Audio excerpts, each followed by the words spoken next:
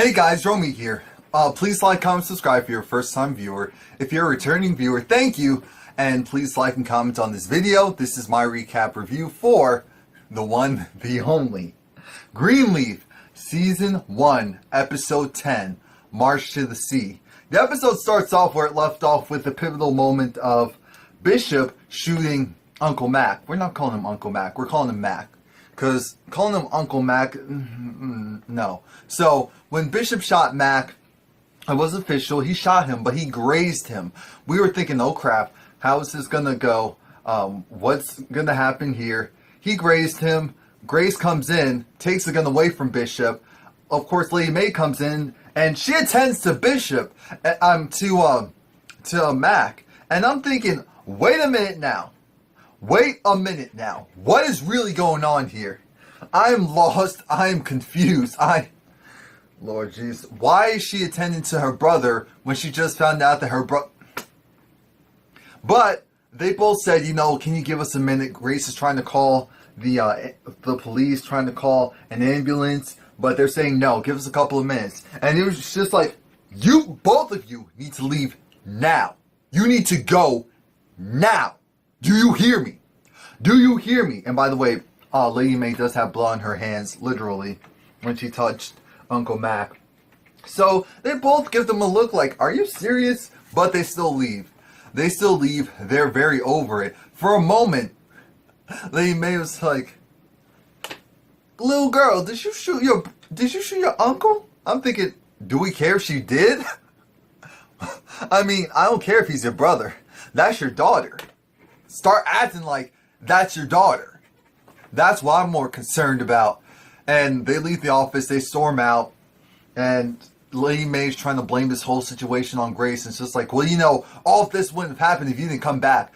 If you say that one more time, as if that doesn't change the fact that your disgusting brother put his hands on your daughter and over 150 girls like your daughter. What's your backstory? Because you like to place blame on others. What is your backstory? That's why I want to know, Lady Mae.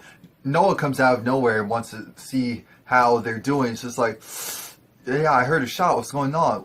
You know, Bishop shot Mac. It's like, what? Yeah. Shh, don't say anything, though. We're trying to keep it on the wraps right now. Shh. So Lady Mae, she goes into her office, and at first, I'm thinking, Lady Mae, if you're going to pray to God, get on your knees, because you're going to need to truly submit to him. And she does. She's like, Lord Jesus, please give me the wisdom to know better and do better, because right now I don't know what to do. Now Grace is walking down the hallway, and Darlene comes through, and Darlene's wondering, what's going on? There's an incident over there. It's like, Darlene, don't worry about it. It's just like, did someone get shot? Did someone die? It's like, no one's dead. Do not worry about it. Darlene has this look of, why is no one dead? Darlene's not slick. I know her story. Now the choir, poor Charity.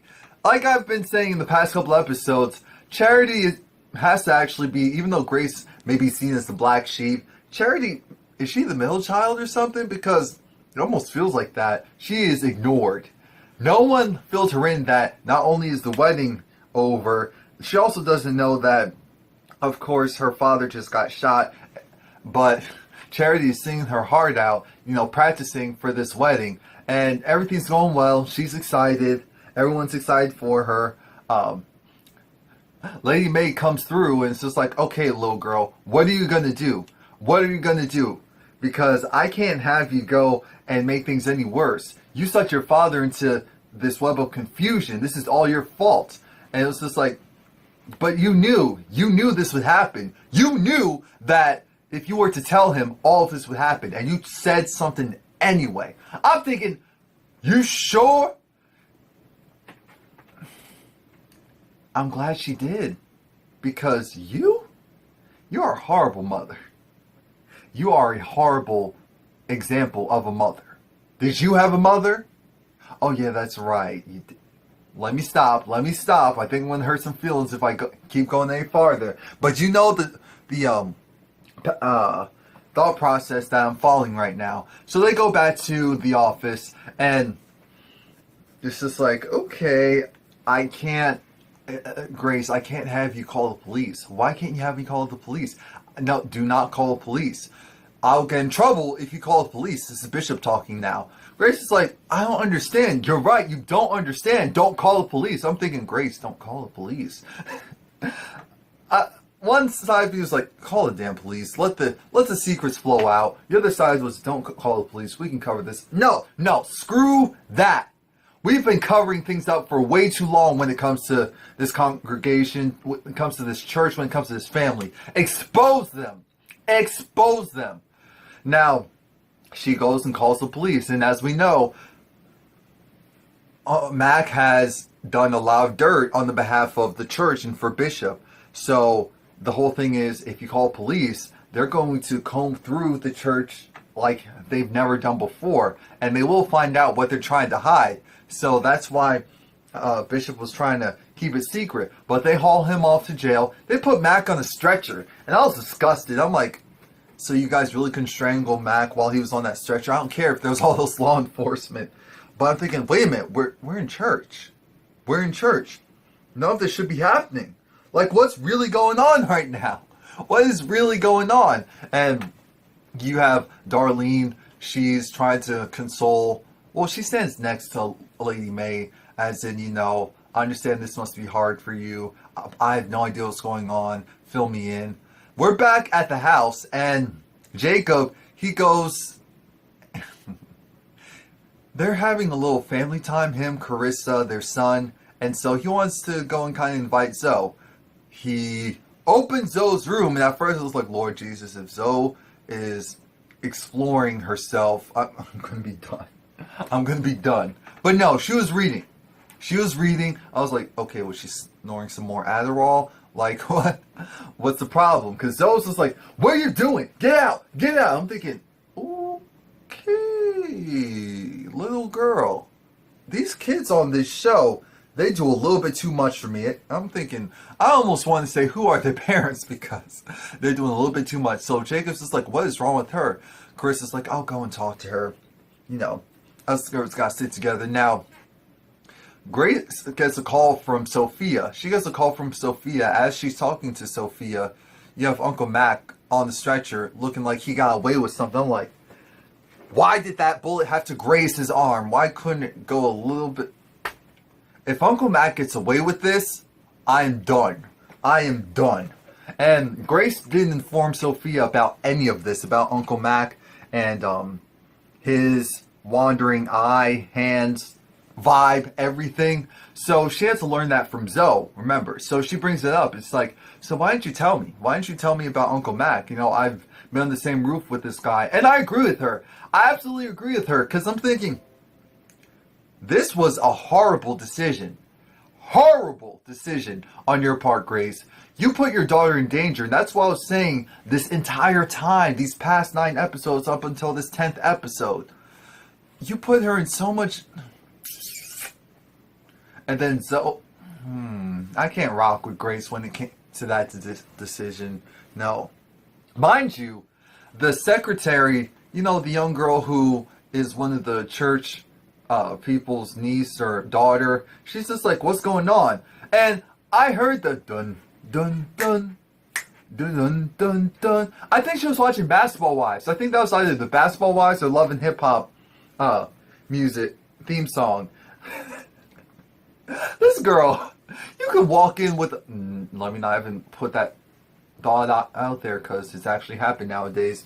So, what happened? Yeah, there is some people down there who apparently came for the party, for the wedding. And so they were the guest of Noah.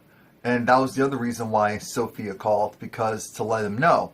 And Noah's like, no, I'll call them myself. And he does that. He goes, calls them, informs them that the wedding is off. Hey, yeah, so Charity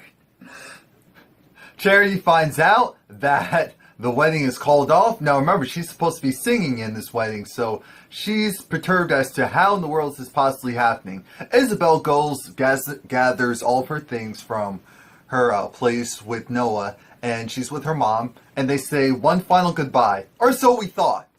And as Charity is waiting to figure out what's been going on, Noah comes in, he breezes right past Charity. The poor baby.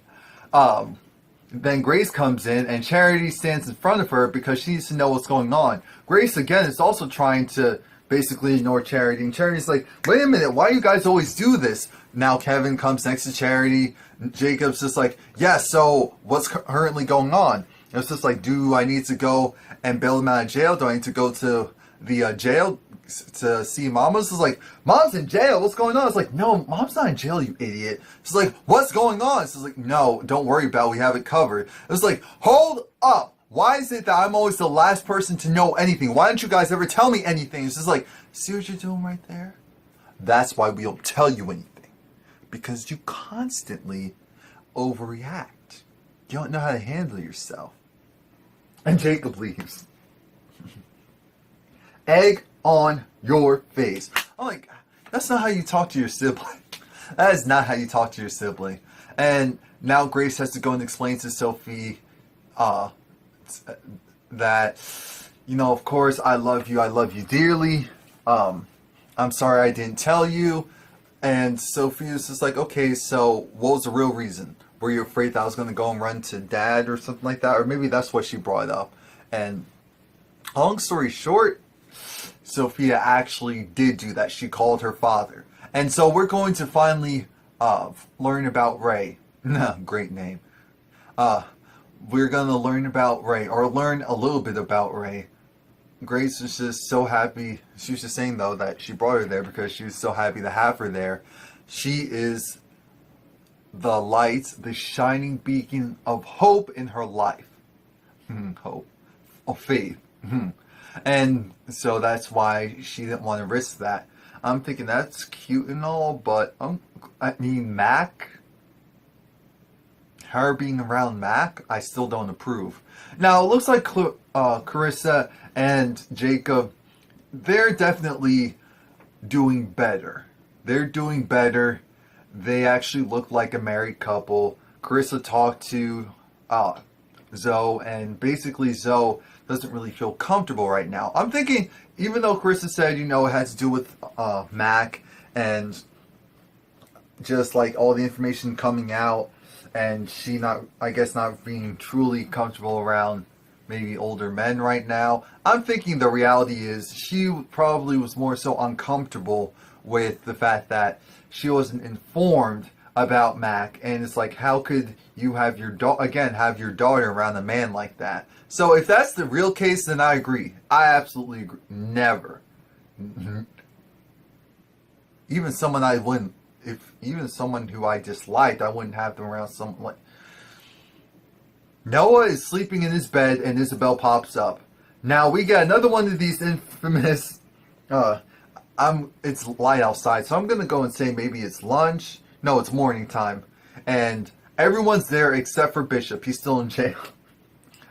So Charity's just like, okay, what's good? Because you guys still aren't telling me anything. Jacob wants to run. She's like, no. How dare you guys treat me like a second-class citizen? And they're like, wait a minute, but this isn't about you. It's just like, you constantly ignore me. And so Lady Mae wanted to go and interject. She said, no, that's not happening today. And then this is where she goes and starts to attack Grace. She's just like, you always underestimate me. You always act as if I can't handle stuff. You don't give me the opportunity to even help you. If you were to tell me this, then I could have helped you. Of course I would have taken down Uncle Matt.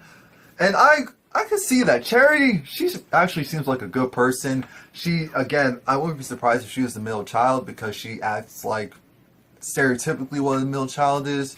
You know, kind of the firstborn gets a different type of attention. The baby gets another type of attention. The middle child has to deal with the BS. Or maybe she's the baby. She could be the baby as well, where it's just like they don't take her that seriously. And Lady Mae, like I said, kept trying to interject. So she was like, you know what? Because she was like, your father's in jail. She said, oh yeah, about that. You're no better than this situation. You want to know why? Because at the end of the day, you let your own brother, that man, stay in this house with your own daughter. You call yourself a good mother, and yet you did all that. As soon as she said it, she had this look of, and she ran off. And then she told Kevin, do not follow me. I need a moment. I need a moment. And Lady Mae said, you know what? She's right. So she gets up because she has to go to the jailhouse. Jacob wants to drive her. She said, no, I need to talk to Bishop about a couple of things. I'm thinking to myself, so are we going to see that? Because I really would want to know what she talked to him about. And Jacob just looks like he's laughing the whole time. He just looks like he can't help laughing. Grace goes, leaves. Jacob goes and leaves. And then Carissa takes it upon herself to talk to Kevin, who's still there at the table. And, oh yeah, and Lady Mae talked about how, you know, there's a storm brewing and we need to stand together to weather the storm. Like, Lord Jesus, and these damn riddles, these southern riddles. I love them, but sometimes it's just like, it's just really needed. Anyway, Carissa talks to Kevin, and Carissa was talking about how her father basically told her, you know, it didn't matter that she was graduating from Juilliard, summa cum laude, and that she was the best of the best at what she was doing. No, it was about you to go and snag you that Greenleaf boy. Make sure that you're up to that family standards. I'm like, okay, now it makes sense. It makes sense why she kind of has that air about her. She feels like she's stifled in that relationship, in that family. She feels like she's supposed to be bigger and better than what she actually has become. There's nothing wrong with being a mother. There's nothing wrong with being a wife. There's nothing wrong with being an educator.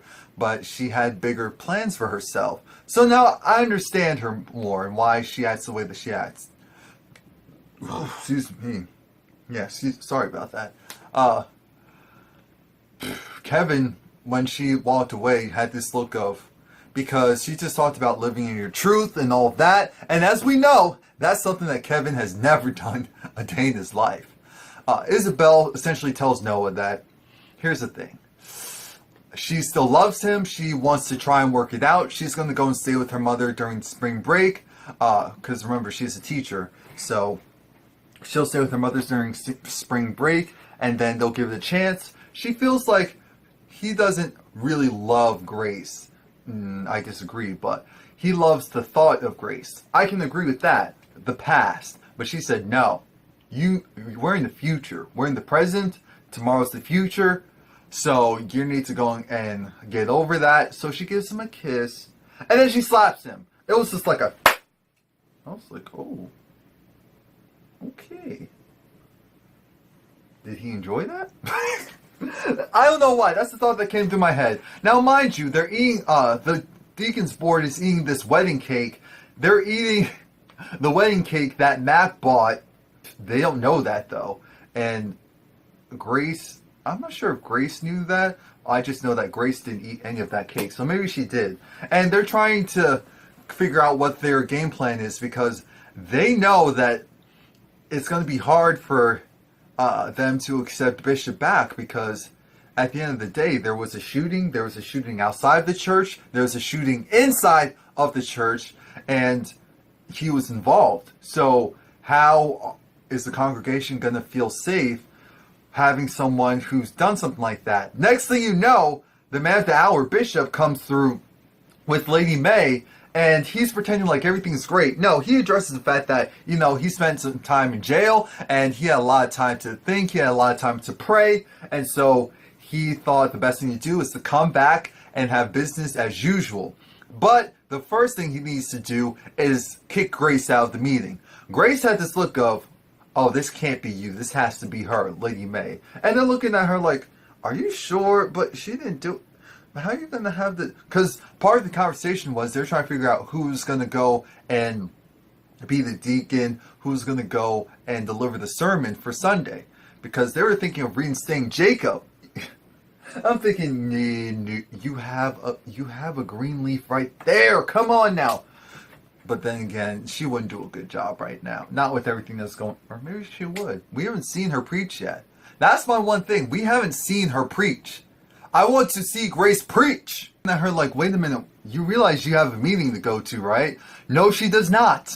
because she got kicked out. Darlene's like, wait, but the deacons did that? No. Bishop did it. She's like, oh, Lord Jesus, it's the beginning of the end. I know it. And this man approaches Grace from behind. And she's looking at him like, who is this white man? And Grace is like, oh, Darlene, meet Ray. Again, we're all like, okay, so who's Ray? Grace is Sophia's father. Oh, so nice to meet you. It's like, oh, I understand. I know that look. She never mentioned me. I understand. It's just like, oh, no, that's not it. It's like, you don't have to lie. It's like, oh, okay. So they go into another room to talk, and Darlene has this look of, I'm like, oh, okay. Did anyone else catch that? Noah comes back into his office, and of course, it's filled with wedding stuff because people thought there was going to be a wedding. Ray is confronting Grace because he's saying, you brought our daughter past state lines. She gave me a call out of concern because she's in the house with Uncle Mac, who she finds out he's done what he did. He's trying to figure out why in the hell did you bring, excuse my language, why did you bring this girl into this house with this man? It's like, Uncle Mac does not live in the Greenleaf Manor. He does not live there. It's like, okay, that's all well and good, but that still doesn't matter. You put her in danger. You're saying that I'm the issue. It's just like, you were never around. It's like, you pushed me away and now I know why. It's just like, yeah, I've told you, but you didn't want to hear it. You didn't want to accept responsibility. You didn't want to do this or that. My whole thing with that whole conversation, Grace, I'm looking at you sideways because was he really a deadbeat, or did you not give him the opportunity to be a father? Because if you pretty much took him away and made it difficult for him to see his daughter, and partially because of how you felt about what was going on back at home, then maybe it's your fault. I could see you having some PTSD and thinking, even though it's her father, I can't trust him around her. I'm thinking that that's maybe what it really is, aside from him possibly being a little bit of a deadbeat. And aside from that, we also have the housekeeper. The one from Girlfriends? Yeah, so that other pastor or reporter calls, wants to get the digs. She goes and blabs, opens her mouth, and says, well, no, she doesn't say anything, because he's like, okay, I'm trying to confirm that there's a shooting at the church, at Calvary. I was like, did that happen? Just stay on the line. Don't say anything if it did. She does it. And I'm thinking, you little snitch. We go past that, and that plays into a little bit later. Charity, she's confronted by Kevin, because Kevin was trying to give her props. Like, baby, I'm so proud of you. You stood up to your mother. That's so hot. That's why I love you. She said, you know what's really hot? Oh, you really like this side of me? Well, guess what? I'm not done yet. You're done. You're done. Until I find out what the real issue is. It was like, take my phone, take my phone. You already wiped it, so that doesn't mean anything. I don't want to see your phone. I want to see the person who I originally married. I want to see that guy who looked at me for who I am and loved me for who I am. Because right now, I see someone else. So until I see that, you're sleeping on the couch. We're not sleeping in the same bed. I'm like, there you go, Charity. You bossing up, Charity. You were bossing up, Charity. I'm so appreciative of that moment. You need to have a powerful scene because, Lord, they are making you look like Boo Boo the Fool in this show. And Lady Mae, she's going to go and visit her brother. But before she visits her brother, she gets a call from the same reporter who called her house. And he was just like, well, I just need you to confirm if the shooting and who exactly it was, because someone at your house already confirmed that such and such occurred. And I'm thinking, Lord, she's probably going to think that it was Grace. You know how she does not like some Grace. So Sophia is talking to her father, Ray, and Ray is kind of clowning her regarding the whole church thing. That's how he pretty much phrases it. He's just like, oh, so you really like church? So this isn't an act. Are you sure? And it's just like, oh, so you realize basically a bunch of hypocrites and hypocrites going and congregating in one place, and you want to be a part of that. And she's just saying, yeah, there are people who are like that, who make the same mistakes just like everyone else, and they judge.